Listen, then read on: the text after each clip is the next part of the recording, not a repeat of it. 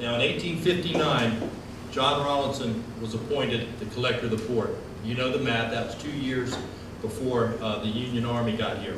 Now, every ship coming in and out of this inlet was taxed. We had all sorts of things coming out of North Carolina. Naval stores, which were products out of, just simply products out of pine trees, pitch, tar, turpentine, rosin. This stuff was critical in shipbuilding. Just like everybody's got a truck today, back in the day, everybody had a boat. And these naval stores were critical in lathering up the joists to make sure that the boat doesn't sink. You had a lot of agricultural products coming out of here. And this inlet right here, Hatteras and Ocracoke, was connected from roughly 1728 to September 7th, 1846. And when that inlet opened, very quickly it began serving almost the entire economy of Eastern Carolina. We're talking about Edenton, we're talking about Newbern, we're talking about along the Pamlico and the Tar River there, what is now Little Washington and Goose Creek in that area there. Everything coming in the inlet, out of the Caribbean, everything going out of this inlet was all being taxed. I believe you got a buy on the first 20 tons, but anything over that was taxed 10 cents a ton. And he was very diligent about keeping these records. He was a government official. He was a representative of a secessionist government.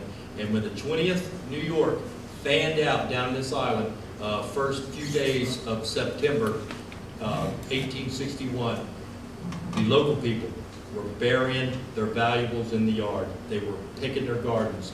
They were sending the wives and some of the families, in some cases, back into the woods.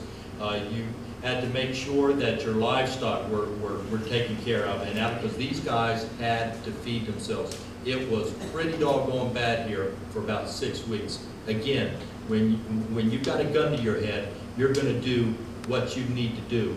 And it was pretty bad. I want to talk to you about a fellow very quickly. Lived down in Buxton. His name was C.C. Miller. They called him Kit Miller. When these Rangers from the 20th New York arrived on horseback, about 25 of them came into Buxton. At that time, it was just simply called the Cape. And the house is still there today. It's the intersection of Rocky Rollinson Road and Highway 12. But the story goes, this is something that's been handed down to me from the family, is that Kit Miller went ahead and put on his night clothes, jumped in bed, and when these Rangers kicked his door in, he started acting like he was mentally challenged, retarded, deaf, dumb, just spewing all sorts of gibberish out of his mouth. And one of the men said, "He's crazy." So they went on down the ridge, on further down into Rocky Rollinson Road. Well, about 6 weeks after that, once Rush Hawkins and Colonel Wainwright and some of these guys figured out that we just wanted to be left alone, we were no threat, we were no harm, they started mixing in with some of the local social life. Church services were very big. They had these rousing camp meetings. Back then it was the Methodist preachers that were the fire and brimstone guys.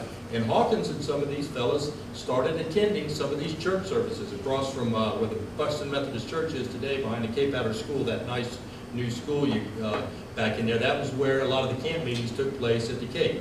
Well, Hawkins and a couple others, as the story goes, came down to experience some of the preaching that was going on. And Kit Miller and his wife invited Hawkins over to their house. It's still standing today. It's the oldest two-story house, at least in the Cape there. It is patterned after the lighthouse keeper's quarters.